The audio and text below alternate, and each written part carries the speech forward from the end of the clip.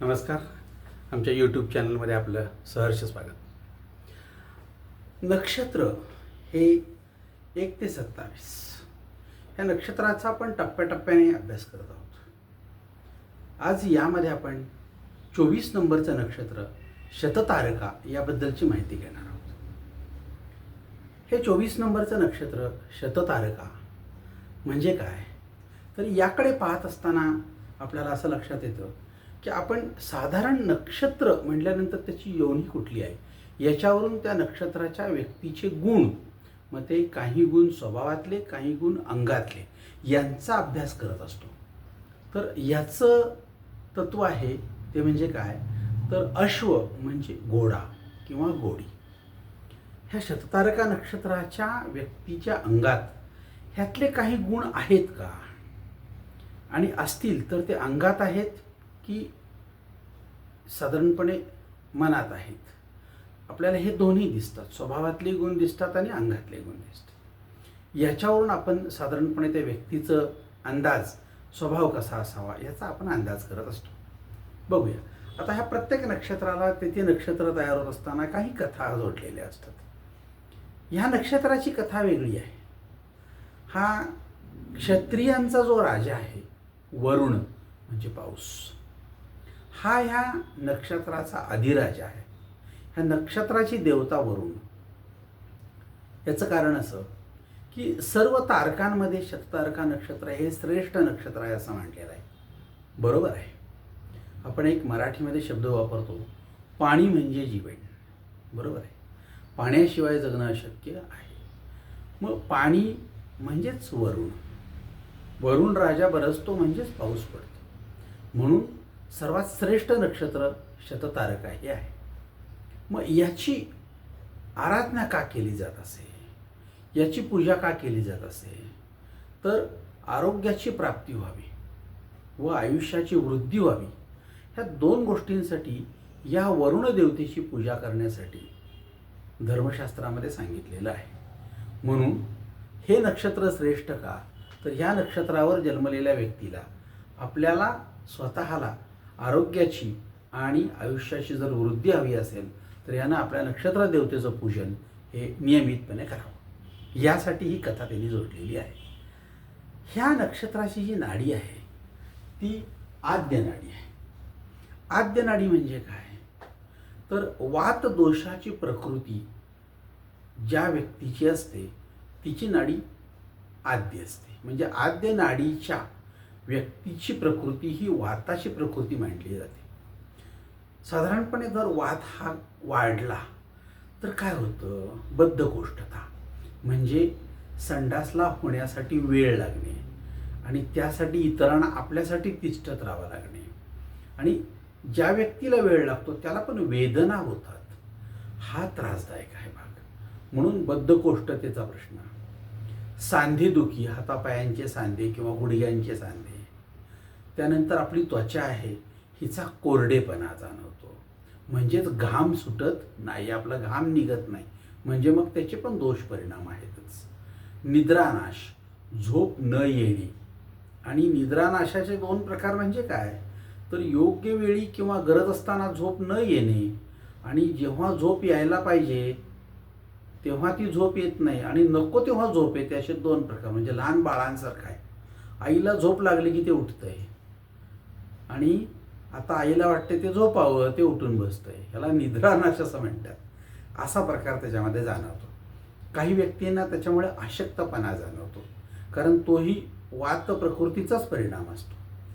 आणि थंड पदार्थ जास्त खाणेपिणे हे जर ठेवलं तर ती प्रकृती तुम्हाला वातच देणार, दुसरं काय देणार आहे. बरेच लोक जेवताना आमटी वगैरे खातच नाहीत, ज्याला आपण कोरडवाहू म्हणतो. ही कोरडी शेती, त्या लोकांना वाताचे प्रश्न जास्त आहेत. आजकाल कोणत्याही हॉटेलमध्ये जर तुम्ही जेवायला गेलात तर तुम्हाला जे काही डिशेस मिळतात त्या सगळ्या डिशेसमध्ये पातळ आमटी नावाचा प्रकार कुठंही नाही आहे. म्हणजे ही सगळी कोरडवाहू शेती आणि वातदोषाच्या उत्पत्तीची व्यवस्था करण्यात आलेली आहे. आपण करायचं का नाही हा आपला प्रश्न आहे. त्यामुळं बरेच लोकांना अन्न महाग असल्यामुळे शिळं अन्न टाकून न देता आपण ते खावं, मग ते गरम करून वगैरे ही पद्धत आहे. टाकून द्यायचं नाही हे खरंच आहे, पण शिळ्या अन्नाचा परिणाम आपल्या वातामध्ये होणार आहे याचा अभ्यास करायला हवा. म्हणून ते शिळं होऊ नये म्हणून अगोदर ठेवायला नको, म्हणजे जास्त करायला पण नको, म्हणजे हे घरच्या लोकांनी पण याला साथ दिली पाहिजे.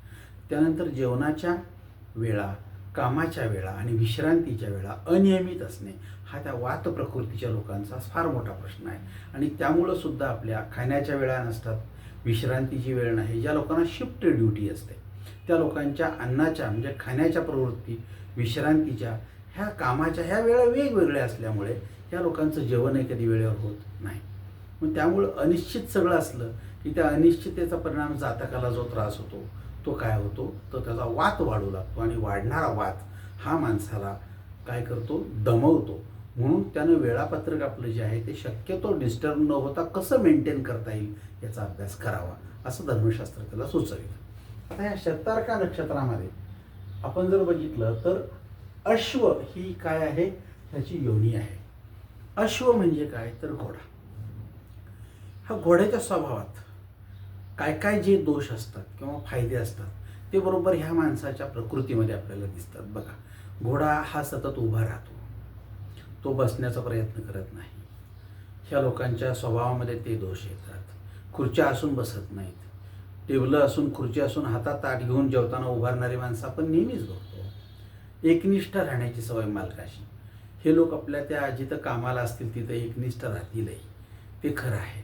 परंतु हा सगळा प्रकार बघितला तर ह्यांच्यातलं उत्साह आणि धाडस, हा जो उमदेपणा हा प्रचंड मोठ्या प्रमाणात असतो. आणि हे फक्त मनात शक्य आहे, प्रत्यक्षामध्ये हे दिसतं का नाही हा त्या त्या वेळचा प्रश्न आहे. म्हणून उभं राहण्याची हौस राहणं, खाण्याबाबतचा चोखंदळपणा, त्याला काहीही खायला द्या तो खाणार नाही. गाय म्हैस शिळी भाकरी शिळी चपाती द्या खाईल, घोडा खाणार नाही. त्याला ताजे भिजवलेले छान मस्तपैकी हरभरे, छान गवत हेच तो खाईल, तो बाकीचा खाणार नाही. त्यामुळे ह्यांचं जे आहे ठरलेलं बघा, तो घोडा कुठं लोळताना दिसणार नाही, गाढव लोळताना दिसेल. त्यामुळे ही माणसं कुठेही बसणे, कुठेही उठणे, अस्वच्छ राहणे, ह्यांच्याकडे हे गुणधर्मच नाहीत. त्यावरून साधारणपणे ह्या लोकांचं जे आहे ना ते आपल्याला जीवन कळू शकतं. ठराविक प्रकारचं खाणं, विशिष्ट काम करणं, दुसरं काम न करणं म्हणजे काय, टांग्याचा घोडा रेसला चालत नाही, रेसचा घोडा टांग्याला चालत नाही. काय करायचं सांगा. म्हणजे ह्या लोकांना एक काम विशिष्ट दिलं तर तेच काम करते, दुसऱ्या कामाला हात लावणार नाही. मग आपण जर बघितलं स्पष्ट त्याला नकार देतील. या स्वरूपाचे गुणधर्म ज्या व्यक्तीकडे असतात ह्याला अश्वयोनीच्या व्यक्ती असं म्हटलं जातं. मग आता ह्या अश्वयोनीच्या बरोबर माणसाचं कसं आहे तर याचा गण आहे राक्षस. आता ह्या राक्षस गणाच्या व्यक्ती आहेत. ह्या गणातल्या ह्या गणात मुळातच जन्माला येणारी व्यक्ती जी आहे ती कोणत्या स्वरूपाची असते, ज्याच्यावर खूप मोठा अन्याय झालेला आहे. ह्याला कधीही त्याच्या बाजूनं न्याय असताना सुद्धा न्याय मिळालेला नाही. खूप वेळा असं होतं, न्याय त्याच्या बाजून असतो पण तो मिळतच नाही, कारण ती देण्याची आपल्याकडे व्यवस्थाच नसते आणि सगळी यंत्रणा जी असते ती आपली ढिसाळ असते, त्यामुळं आपल्याला न्याय मिळत नाही. मग अशा वेळी जी जन्माला येते ह्या अशा प्रवृत्तीतून ती सगळी राक्षसगणामध्ये येते. मग राक्षसगणी व्यक्ती म्हणजे कोणत्या, तर त्याचा आपण जेव्हा अभ्यास करतो तेव्हा 3 गुण व्यक्तीमध्ये असतात, सत्वगुण, रजोगुण आणि तमोगुण. तर ह्या माणसामध्ये सत्वगुण कमी असतात, रजोगुण थोडे अजून कमी, पण सर्वात जास्त भरणा म्हणजे तमोगुणांचा असतो. म्हणजे आम्ही 100च्या पटीत जर म्हटलं तर 10% त्याच्यामध्ये सत्वगुण असतील, 20% रजोगुण असतील आणि 70% तमोगुण असतील. त्यामुळे ह्या तमोगुणाच्या व्यक्ती आहेत, ह्यांच्यामध्ये जास्त संचय असल्यामुळे ह्या व्यक्तींच्यामध्ये आक्रमकपणा, मारामाऱ्या करणे, वाटेल तसं बोलणे, हे सगळे गुण, उलटं बोलणे, त्यानंतर एखाद्या व्यक्तीवर विनाकारण दात धरून राहणे, एखाद्या व्यक्तीला विनाकारण सतत त्रास देणे, काही कारण नसताना समोरच्याची कळ काढणे, ही सगळी कारणामे जी आहे ते राक्षसगणाच्या मंडळीमध्ये दिसतात. मग हे लहानपणापासून मुलांच्यामध्ये आपल्याला हे दोष दिसायला लागतात. मग हे त्या बाबतीत काय आपण केलं तरी हे लोक ते वाढवतातच, कमी होण्याचा प्रश्नच नाही. यासाठी मनाचा अभ्यास गरजेचा आहे. त्यामुळं कारण बुद्धी असूनही त्याचा वापर न करण्याची कला ह्यांच्याकडे असत नाही, तो वापर करायचाच नाही. बुद्धी आहे, हुशार आहे, पण शाळेत वापरली जात नाही. खूप लोकांच्या तक्रारी आहेत, फार हुशार आहे पण शाळेत अभ्यास त्याचा लक्षात राहत नाही. असं कसं होईल, परंतु हा प्रकार जास्त दिसतो. त्यामुळं अपुरी असते आपली बुद्धी, ती वापरायची क्षमता नसते, त्यामुळं पण असेल. आता राक्षसगणामुळे फार मोठा दोष असतो तो म्हणजे कुठला, तर ह्या लोकांचा समज कमी असते या लोकांना, आणि गैरसमज डोक्यात जास्त लवकर घुसतात आणि एकदा डोक्यात गेले की हा माणूस सगळ्यांच्या डोक्यात जातो. समोरच्या व्यक्तीची भूमिका काय आहे, त्याला नेमकं काय म्हणायचं आहे, त्याची भूमिका एकदा समजून घ्यावी. म्हणजे एखाद्या जजी न्यायाधीश कसा आपण समोरच्या व्यक्तीला संधी देतो बोलायला आणि त्याचं ऐकून घेतल्यानंतर आपलं ठरवतं, तशी यांची भूमिका नसते. समोरच्या व्यक्तीची भूमिका काय आहे ते त्याला सांगण्याच्या अगोदरच त्याच्यावर हल्ला करून त्याचं ऐकायचंच नाही, बोलूच नका, मला माहिती आहे सगळं, ह्या स्वरूपाची भाषा वापरली जाते. आणि मग ह्या राक्षसगणाच्या मंडळीला समोरच्या व्यक्तीला बोलूच द्यायचं नसेल तर मग अवघड झालं. एखाद्याचा बाऊ करत काहीतरी काही म्हणला तो अमकं अमकं म्हणून ते विचार घ्यायचा, एखादा शब्द घ्यायचा, त्याला लोंबकळत भांडत बसायचं, ही सगळी मंडळी यात येते. परिणामी ह्यांच्या अंगातील काही कलाकौशल्य शिक्षणाचा किंवा त्या कलाकौशल्याचा उपयोगच होत नाही. कारण काय, त्या दृष्टिकोनातून हे वापरतच नाहीत, ह्यांचा वापर दुसरीकडेच. मग आयुष्य जे आहे त्यामध्ये विरोधासाठी विरोध करणे, त्रास देण्यासाठी विरोधी भूमिका स्वीकारणे, असा हा वर्ग जन्माला आलेला, हा असाच राहतो आयुष्यभर. कधी तडजोड करावी, ज्याला तह करणे असा शब्द आहे, तो तह करून आपण थोडंसं सुखाने जगूया आणि लोकांना त्रास कमी देऊया, ही भूमिका या गणामध्ये नसते. परिणामी काय होतं तर राक्षसगण हा जसा स्वतःलाच छळतो तसा तो समोरच्यालाही छळतो. त्यामुळे या राक्षसगणाच्या व्यक्तींचा इतरांनाही त्रास जास्त होण्याची शक्यता असते. आता ह्याच्यामध्ये बघितलं आपण तर लक्षात येईल की ह्यांचा आराध्य वृक्ष कळंब म्हणून आहे. खरं तर कदंब असा शब्द असण्याची शक्यता आहे, परंतु ते कळंब हे एका गावाचं नाव आहे. कळंब नावाचा वृक्ष असेलही, पण माझ्या माहितीप्रमाणे कदंब नावाचा एक वृक्ष आहे. त्यामुळं त्यावरूनच त्या गोव्याच्या गाड्यांना कदंब असं नाव दिले गेलेलं आहे. तर कदंब नावाचा वृक्ष आहे, पण कदाचित तो चुकीनं किंवा प्रिंटिंग मिस्टेक असं काहीतरी असेल, आपण त्या बाबतीत फारसं जाणं योग्य. परंतु हे आहे एवढं खरं. त्याचं त्यांनी सांगितलेलं आहे की ह्या कदंब किंवा कळंब नावाचा जो आहे कदंबच, तर त्याची पूजा करा. त्याची कारणं पण वेगवेगळी असतील. आता यांचं दान सांगितलेलं आहे, त्यांनी कुठलं द्यावं तर त्यांनी साखर दान द्या म्हणून सांगितलेलं आहे. तुम्हाला जर शक्य असेल तर साखर दान द्या. आता ज्या माणसाला डायबिटीस आहे त्याला देऊन चालणार नाही, तर थोडक्यात काय, तुम्ही गोड काही वस्तू असतील तर त्या दानाचा प्रयत्न करा, जेणेकरून तुम्हाला त्याचा फायदा मिळेल. काही लोक मुंग्यांना साखर घालतात. आता मुंग्या किती आणि साखर किती, बरं. काही लोक तांदूळ घालतात कबुतरांना किंवा कोंबड्यांना किंवा चिमण्यांना, तर ते दान किती असतं बघा, मुठभर सुद्धा नसतं.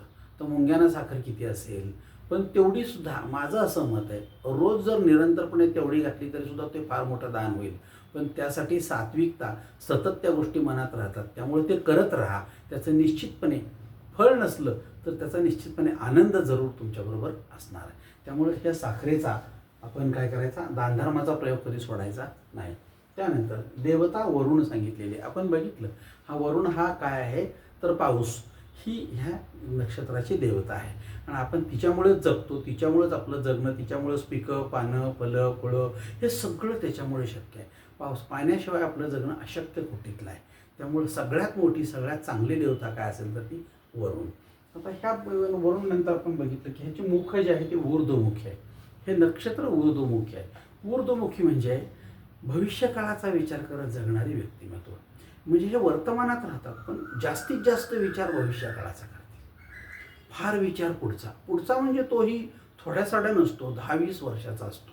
10-20 वर्ष अगदी पहिलीला मुलाला शाळेत घालायचं आहे तर ते आई विचार करत असते, मला ह्याला डॉक्टर करायचं आहे, मला ह्याला इंजिनियर करायचं, तर आत्तापासून कोणती शाळा त्यासाठी योग्य आहे. आता खरं तर हे सगळं जे आहे ते 10 वर्षाचं शिक्षण घेतल्यानंतर 3 गोष्टी होतील. आपल्याला मिळालेले मार्क्सची टक्केवारी, त्यावेळची असणारी परिस्थिती, त्यावेळचा असणारा आपल्याकडं पैसा, त्या मुलाची आवड आणि ह्या सगळ्या गोष्टी असून बाजारामध्ये शिक्षण देणाऱ्या भंकस संस्था आत्ता आहेत, त्यामध्ये पैसे घालायचे आणि मुलांना शिकवायला कोण नाही, अशा स्वरूपाचा असेल तर तुमच्या मुलाचं भवितव्य काय असणार आहे. म्हणून फार मोठा पुढचा विचार जरी करत असला तरी त्यावेळी वर्तमानातला वास्तव विचार करूनच पुढे जाणं ही आज काळाची गरज ठरेल. पण ही मंडळी वर्तमानात जगताना फक्त भविष्यकाळाचा ध्यास घेत जगत राहिली तर वर्तमान हातातून घालवतात, हा थोडासा धोका असतो. त्यांनी वर्तमान हातातून घालवू नये, भविष्याकडे पाहावं पण वर्तमानातच जगायला हवं, हे मात्र तितकंच निश्चित. त्यानंतर त्यांची दृष्टी मंद असं म्हणून सांगितलेलं आहे. मंद म्हणजे काय तर ह्या लोकांना फारसा विचार जरी करायची सवय असली तरी आपण खरेदी विक्री करताना, इतरांशी व्यवहार करताना आपल्याकडे एक व्यावहारिक शहाणपण म्हणतो ते ह्या फारसं नसतं. त्यामुळं फार पंचायत होते. मंद दृष्टी म्हणजे काय, डोळे चांगले आहेत पण व्यवहारातलं शहाणपण काय लोकांच्याकडे नसतं. हे लोक आपल्या तंद्रीत जगत असतात. बघा, ह्यांना फाटक्या नोटा द्या, घेतील. खराब माल यांच्या गळ्यात घाला, घेतील. किमतीत आणि वजनात त्यांची फसवणूक केली, फारशी तक्रार करणार आहेत. कळलं पण लावच कशाला, दुर्लक्ष करत राहतील. व्यवहारात चुकीचं पटवून द्या, त्यांना ते बरोबर खरं आहे असं वाटायला लागेल. त्यानंतर खराब माल किंवा किमतीत वजनात फसवणूक आपली झाली आणि त्यांना पटवून दिलं तरी पण ते फारशी तक्रार करत नाहीत. वाटपामध्ये एखादी डावी वाटणी मिळाली चालेल म्हणतील. एक दाखवलं आणि दुसरी वस्तू दिली, असू दे चला आपल्या नशिबात आहे असं म्हणून त्या गोष्टीकडं आपण दुर्लक्ष करत राहतील. अशी यांची सततपणे फसवणूक होत राहते आणि मग ते मंद दृष्टीच्या नक्षत्रामुळे होते असं ज्योतिष त्यांना सांगतं. म्हणून त्यांनी आपल्यात जरी मंद दृष्टी असली तरीसुद्धा आपल्याला ज्या गोष्टीतलं कळत नाही त्यावेळी आपण कोणतरी आपल्याबरोबर असावं, एक्सपर्ट ओपिनियन त्याच्याकडनं घ्यावा आणि आपण छान जगावं. या स्वरूपाची कला शिकणं हे आज गरजेचं आहे. नाहीतर मी आहे तसा आहे असं जर म्हणलो आपण तर आपल्यात बदल झाला नाही तर आपल्याला त्याला सगळ्या गोष्टींना ह्या फसलेल्या तोंड द्यावं लागणार आहे आणि प्रत्येक वेळी आपलाच मामा होणार आहे. म्हणजे लोक नावं तुम्हाला कळत नव्हतं का असं म्हणण्याची शक्यता असते. त्यामुळं बघा, आपण अक्षरशः 1 रुपया किमतीचं आपण जर समजा एक रिफिल घेतली तरी ती चालवून बघून घेतो. बरोबर आहे, चालवून बघून घेतो. पण ह्याच माणसाला बँकेतून 100 रुपयाच्या 100 नोटांचं बंडल दिलं तर ते मोजून दिलेलं असतं. पण हा माणूस घेतलं की पिशवीत घालतो, घरी येतो, मग म्हणतो फाटक्या 2 चिटकवलेल्या होत्या. बघून घ्यायला काय झालं तुला? रुपयाची रिफिल घेताना पण चालवून बघून घेतो. मग इथं काय झालं, तिथं नको म्हणले होते का ते? नाही. पण आपण काय होतंय त्याला, कोण फसवतोय? पण नेमकं त्या 200 रुपये काय झाले, फाटक्या आल्या नोटा आणि त्या फसवाय किंवा लोकांना खपवायच्या आपल्या अवघ्यात नाही. आणि बँकही पुन्हा बऱ्याच वेळा हे नोटा परत घेत नाही. हा जर प्रकार बघितला तर सगळ्यात मोठा तोटा आपला होतो की मानसिक क्लेश तयार होतो आणि मग मनोविकृती नावाच्या एका रोगाला आपण काय करतो, तोंड देत राहतो आणि मग त्याचा मनस्ताप होतो आणि मग सगळ्यावर आपल्यावर राग येतो, लोकांवर राग निघतो. हा व्हायचा नसेल तर तुमच्यातली मंद दृष्टी पण कमी व्हायला पाहिजे. आता ह्या नक्षत्रावर जन्मणाऱ्या व्यक्तीला राहूची महादशा 18 वर्षाची सांगितलेली आहे. राहू आणि केतू हे 2 ग्रह नाहीत. रवी, सोम म्हणजे चंद्र, मंगळ, बुध, गुरु, शुक्र, शनी हे ग्रह आहेत. पण राहू केतू हे ग्रह नाहीत. परंतु एक गोष्ट क्लिअर लक्षात घ्यायची की हे जे 7 ग्रह आहेत त्यांचा परिणाम माणसावर 2 प्रकारे होतो. एक राहू म्हणजे हेड, ज्याला मानसिक परिणाम असं म्हणतो, आणि केतू म्हणजे धड, शारीरिक. काही परिणाम मानसिक होतात, काही परिणाम शारीरिक होतात. मग हे जर राहू असेल तर मानसिक परिणाम आपल्यावर जास्त स्वरूपाचे होतात आणि मग हे मानसिक आघात किंवा मानसिक परिणाम हे 2 प्रकारचे परत होतात. एक म्हणजे सकारात्मकतेनं, एक म्हणजे नकारात्मकतेनं. चांगल्या गोष्टीचा चांगला परिणाम होईल, वाईट गोष्टीचा वाईट परिणाम होईल. कधी कधी वाईट गोष्टीचा चांगला परिणाम होईल, चांगल्या गोष्टीचा वाईट परिणाम. दोन्ही पण प्रकार घडू शकतात. म्हणून राहूचा परिणाम हा मानसिक परिणाम आहे आणि मानसिक परिणाम जर एखाद्या मुलावर लहानपणी झाला तर त्याचे परिणाम आत्ताच जर लक्षात येणार नाही. जसा तो मोठा होईल तेव्हा त्याला त्या सगळ्या गोष्टी आठवतील आणि मग आपल्या लक्षात येईल की त्याला त्या सगळ्या गोष्टींमुळं आपल्याला काय त्रास झाला, आपल्याला कोणी कसं केलं, आपण कसं वागायला पाहिजे, ह्यातून तो बोध घेऊन जगतो. हा सगळा प्रकार राहू इफेक्ट म्हणलं जातं त्याला. त्यामुळे ती 18 वर्षे असेल 24 तासांसाठी. जर 24 तासाच्या ऐवजी 12 तास नक्षत्र यानं भोगलं असेल तर ते 9 वर्षाची येईल. 6 तास भोगलं असेल 4.5 वर्षाची येईल. त्याच्यापेक्षा कमी भोगलं असेल तर त्या प्रपोर्शनमध्ये, म्हणजे 24 तासासाठी 18 वर्ष. तर मग किती, एका तासासाठी किती, असं कॅल्क्युलेशन करून ते तुम्हाला कॉम्प्युटर काढून देईल किंवा तो स्वतः काढू शकता. तेवढं त्याला भोगावं लागेल आणि तेवढ्याच भोगल्याचे परिणाम पुढे कायमस्वरूपी जाणवत राहतात त्याला. हा जर प्रकार बघितला तर आज शाळांमधून ज्या शिक्षकांना मुलांना मारायची सवय आहे ते लक्षात घ्या, हा फार मोठा प्रकार वाईट आहे. अगदी जो मूल 6:45ला रिक्षामध्ये बसतं घरातून आणि 7:30 पर्यंत रिक्षा शाळेमध्ये जाते. सगळ्यात अगोदर जे मूल शाळेत बसलेलं आहे या रिक्षात ते 7:30 पर्यंत जातं. एक तर रिक्षात भरलेला ओव्हरलोड, 20 मुलं, 2 रस्त्यानं जाण्याची कसरत, त्यांची दप्तरं, आणि शाळेत गेल्यानंतर रस्ता चांगला नसणे किंवा थांबणं रस्त्यामध्ये, बेदरकार वाहनं, त्यामुळे रिक्षाले मामा हळूहळू नेतात. आणि मग तिथं घड्याळ बघणारे शिक्षक आमचे, ज्यांना बुद्धी कमी आणि काय ताकद जास्त.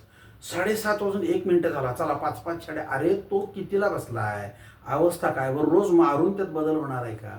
पण ज्याला ही बुद्धी नाही असे शिक्षक, बुद्धिहीन प्रकार हा प्रकार आपल्याला यात दिसतो. आणि मग त्या 5-5 छड्या मारायच्या. एकदा त्याला मारल्यावर त्याला कळलं की आपली काही चूक नसताना आपल्याला मार खावा लागतो.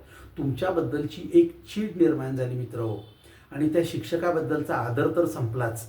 पण जर तुम्हाला पुढं तो कोणी मोठा झाला आणि तुम्हाला गरज भासलीच तर तो तुमच्याकडे ढुंकूनही पाहणार नाही, उलटा तुमचा द्वेष करेल. गरज आहे का? मारून सुधारणार आहे का तो? त्याची चूक आहे का त्यात काही? पण इतकं आजच्या शिक्षकांच्याकडे बुद्धी नाही, असं स्पष्ट दिसतंय आपल्याला. म्हणून मारणाऱ्यांनी 10 वेळा विचार करावा की ह्याचा परिणाम त्याच्यात बदलणार होणार आहे का? तो रिक्षा चालवतोय का? तो लवकर आलाय ना? पण एवढं कळत नसणं ही सुद्धा मंद दृष्टीचीच लक्षणं आहेत, बाकी काही नाही आहे. मग ह्यांचा सुद्धा हा राहू इफेक्टच आहे. त्या शिक्षकांचं डोकं म्हणजे काय आहे? बिंडोक आहे का? हो, असू शकेल. हा राहू इफेक्ट तेव्हापर्यंत तो तसाच राहिलेला असतो. म्हणून म्हणतोय की राहूची महादशा जन्मताना असेल तर निश्चितपणे ते खरं आहे. आता पुढे प्रश्न येतो की ह्यांना 4ही चरण आहेत. पहिल्या चरणाचं नाव आहे तर गो या शब्दाने येईल, नावरस नाव. गोविंद वगैरे, गोपाल.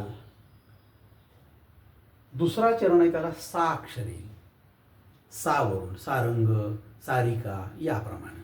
तिसरा चरण आहे त्याला सी वरून नाव येईल, सीता, सीताराम वगैरे वगैरे याप्रमाणे. आणि चौथा चरण आहे त्याला सु या शब्दावरून येतं. मग त्याला काय सुवरून भरपूर नावं आहेत आपल्याकडे, ह्या सगळ्यांची नावं आहेत. त्यामुळे ज्यांची नावं नाहीत त्यांचे प्रॉब्लेम येतात. आणि हे 4ही चरण, आता ह्या प्रत्येक चरणात जन्म झाल्यानंतर त्याचा चरण स्वामी वेगळा आहे. पहिल्या चरणात जन्म झाला तर त्याचा स्वामी गुरु येईल. दुसऱ्या चरणात जन्म झाला तर त्याचा स्वामी शनी येईल. तिसऱ्या चरणात जन्म झाला तर स्वामी शनीच आहे. आणि चौथ्या चरणात जन्म झाल्यास स्वामी गुरु येईल. आता हे का अभ्यासायचं? तर ज्या व्यक्तीचा जन्म हा दुसऱ्या चरणात झाला तर त्याचा स्वामी शनी आहे, राशीचा सुद्धा स्वामी शनी आहे. परंतु त्याच्या पत्रिकेत स्वामी जर अष्टमात असेल तर त्याच्या पत्रिकेत स्वामी अष्टमात असेल तर अष्टम स्थान म्हणजे काय आहे? मृत्यूचं किंवा अपघाताचं किंवा एखादी समस्यासारखी उद्भवण्याचं स्थान असेल तर हा शनी आनंद देणार आहे. तो आनंद देणार नाही तुम्हाला. आनंद समोर आहे पण आपल्याला उपभोगता येत नाही अशी अवस्था असते. त्यामुळं गुरु काय करेल? तुम्हाला चांगलं मार्गदर्शन मिळू देणार नाही. आणि साधारणपणे गुरु आणि शनी याच्यामध्ये कुठला ग्रह कुठं आहे याच्यावरती त्या गोष्टी तुम्हाला मिळतील बघायला. त्यामुळं साधारणपणे ह्या राशीमध्ये ह्या नक्षत्राचं संपूर्ण प्राबल्य हे कुंभ राशीवर अवलंबून आहे. मग ही कुंभ रास कशी आहे असं म्हणता येणार नाही. कुंभ राशीवरून एखादं भविष्य जर कोण म्हणत असेल की असं असं असतं किंवा हे लोक अशा स्वरूपाचे असतात तर हे सगळं पुन्हा एकदा विचार करा, बरोबर असेल काय? या कुंभ राशीमध्ये धनिष्ठा नक्षत्राचे 2 चरण, तिसरा आणि चौथा, ही पूर्ण शततारका नक्षत्र. आणि ह्याच्या पुढचं जे नक्षत्र आहे पूर्वा भाद्रपदा ते पण त्याच्यामध्ये येतं. म्हणून साधारणपणे आपण जर विचार केला तर या कुंभ राशीमध्ये धनिष्ठा, शततारका आणि पूर्वा भाद्रपदा ह्या सगळ्या नक्षत्रांचा अभ्यास करत असताना तिन्ही नक्षत्रांचं सगळं म्हणजे नाडी, योनी, गण, मुख, दृष्टी हे वेगवेगळं आहे. मग ह्या तिन्हींचं एकत्र सगळी कुंभराशीची माणसं एकसारखी असतील असं म्हणता येणं थोडंसं धाडसाचं ठरेल. त्यातूनही कोण म्हणत असेल ते बरोबर आहे तर तुम्हाला पटलं असेल तर तुम्ही त्यातल्या ज्या नक्षत्राची माहिती सांगितली त्या नक्षत्राची असण्याची शक्यता असते. त्यामुळं आता ह्याच्यामध्ये आता स्वामी शनी आहे. त्यामुळे ज्या लोकांचा स्वामी शनी आहे, ह्या राशीचा स्वामी, ते बरेच लोक सारखे शनीला धावतात. पण शनीला धावलो, मीठ घातलं, तेल घातलं, उदबत्ती लावली म्हणून तुमचे प्रश्न कमी होतील का? नाही.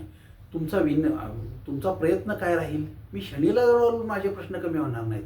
माझ्या आयुष्यातला आनंद कमी होतोय, मी माझी चूक काय आहे ती दुरुस्त केली पाहिजे आणि माझा आनंद वाढवण्याचा प्रयत्न जर मी जाणीवपूर्वक केला तर शनीची कृपा दृष्टी आहे असं म्हणेन मी. पण शनीवर तेल घातलं, शनीला मीठ ठेवलं आणि शनीला दरवेळेला जाऊन आलो आणि मी काहीच केलं नाही तर शनीची कृपा होईल आणि माझा आनंद वाढेल असं जर म्हणत असाल तर मला असं वाटतं की हे तपासायला पाहिजे. पण हे चुकतंय कुठतंय. माझी चूक काय, मी ती पुन्हा करणार नाही आणि माझा आनंद वाढवेल यासाठी मी जाणीवपूर्वक प्रयत्न करेन तर निश्चितपणे मला शनी काय करेल? कृपा करेल. तर साधारणपणे यांचा वर्ण कुठला आहे तर शूद्र, म्हणजे वैचारिक क्षमता चुकीची खालनं वर जाते. पहिल्यांदा चुकीचाच विचार डोक्यात येतो. या स्वरूपाची वैचारिक क्षमता असेल तर त्याला आपण शूद्र वर्ण म्हणतो. म्हणजे एखादी गोष्ट हरवली तर पडली असेल, मी कुठं दुसरीकडे ठेवली असेल असं म्हणायची, पहिल्यांदा कोणीतरी चोरली असेल हेच डोक्यात येतं. असं जर असेल तर त्याला शूद्र वर्ण म्हणायचं. म्हणजे चुकीची गोष्ट पहिल्यांदा आणि मग चांगल्याकडे आपण जातो. असं जर भेटत असं वाटत असेल तर त्या लोकांचं वर्ण शूद्र असण्याची शक्यता, कारण हे विचार मनात काय येतात हा प्रश्न आहे. मन खराब आहे का नाही, मग मनात हे विचार पहिल्यांदा काय येतात, तर त्याचं कारण हे आहे. त्यामुळे आपण जर कधी विचारांचा अभ्यास केला तर लक्षात येईल मन कुठं भटकतं त्याच्यावरती ह्या गोष्टी अवलंबून आहेत. त्यामुळं मनाचा अभ्यास फार मोठा महत्त्वाचा आहे. आता ह्याला वश आहे मानव, म्हणजे ह्या लोकांना माणसं धरून राहायला, माणसांच्या मध्ये राहायला, माणसांच्या बरोबर राहायला फार आवडतं. त्यामुळे ह्याला मानव वश्य म्हणून सांगितलेलं आहे. आणि ह्या राशीचा जो तत्व आहे राशीचा ते वायू. वायू तत्वाची रास म्हणजे काय, तर साधारणपणे प्राणवायू कोणत्याही आहाराने संतुष्ट होतो. कुठनंही नुसता वारा गेला, बघा तुम्ही फुलं विकणारा उभारलेला आहे छानपैकी मोगऱ्याची, आणि मी पलीकडे उभारलो आहे, ते चांगला छानपैकी आला आणि मला छान वास देऊन पुढे निघून गेला. मी फुकट वास घेतला, मला तो पैसे मागणार का, नाही. पण माझा काय आहे, वायुतत्व आहे. ते जर वायुतत्व एकाचा सुगंध घेऊन दुसऱ्याला देत असेल तर अशा स्वरूपाची ही माणसं असतात, एकाचा सुगंध घेऊन दुसऱ्याला देत बसतात. या स्वरूपाचा प्रकार फार मोठा आपल्याकडे दिसतो, आणि अशी माणसं फार मोठी आहेत, फार मोठी आहेत. एकाचं घ्यायचं आणि दुसऱ्याला ते मोफत वाटत सुटायचं. त्यामुळे जर बघितलं तर हा वायू नुसत्या आहाराने संतुष्ट होतो. यात वायुतत्वाच्या व्यक्ती ह्या अल्प आहाराने संतुष्ट असतात, ह्यांना फार मोठं काय लागतं असत नाही. हा वायू अनेक गुणधर्मांच्या पदार्थावर कोठे जातो पण आसक्त होत नाही. तो तिथे थांबत नाही किंवा मुक्काम करत नाही. हा सततपणे फिरणारा चर म्हणलं जातो आपण याला. त्यामुळे तो कोठेच रमत नाही, तो आसक्त होत नाही. हा कोणाचा दोष घेत नाही आणि कोणाचा गुण पण घेत नाही, स्वतःच्या गुणाबरोबरच तो फिरत राहणार आहे. त्यामुळं तो म्हणतो मी सर्वज्ञात आहे, मी सर्वांबरोबर आहे, पण मी कशातच नाही. अशा स्वरूपाच्या व्यक्ती ह्या फार दुर्मिळ आहेत. त्या सगळ्यांच्या बरोबर आहेत, सगळ्यांसाठी राबतील, पण कुठं एका जागी थांबणार नाहीत, कुणा एकावर विसंबून बसणार नाहीत, आणि कुणा एकट्यावरच प्रेम करून त्याच्यासाठीच मी सगळं करतोय, नाही मी सर्वांसाठी आहे अशी म्हणणारी व्यक्ती असते, ती साधारणपणे वायुतत्वामध्ये या ह्याच्यात जन्माला येते. आणि अशा वायुतत्वांच्या व्यक्तीसुद्धा आपल्याकडं फार दुर्मिळ आहेत. या स्वरूपाचं हे नक्षत्र आहे. या शततारका नक्षत्रावरून जर आपण अभ्यास करत असू तर साधारणपणे आपल्या लक्षात येईल की वरुण ही देवता असल्यामुळं ती तुमच्या आरोग्याची आणि आयुष्याची वृद्धी करत राहते. आणि आपल्याला जर आयुष्याची आणि आरोग्याची वृद्धी हवी असेल तर शततारका नक्षत्राची जी देवता आहे वरुण, हिची पूजा करा. वरुण म्हणजेच पाणी, वरुण म्हणजेच पाऊस. मग पाण्याची पूजा म्हणजेच काय, आपल्याला मिळालेलं पाणी नीट वापरा. आहे ते पाणी लोकांचं नीट वापरू द्या, पाण्याचा दुरुपयोग करू नका. त्यानंतर आपल्याला भरपूर आवश्यकता आहे तेवढं पाणी पित राहा आणि इतरांना सुद्धा त्या पाण्याची मदत करत राहा. असं जर आपण केलं तर हा वरुण राजा आपल्यावरती निश्चितपणे कृपा करेल आणि तुमच्या आयुष्याला आरोग्याची प्राप्ती आणि आयुष्याची वृद्धी होण्यासाठी हा वरुण राजा मदत करो अशी प्रार्थना करतो आणि थांबतो.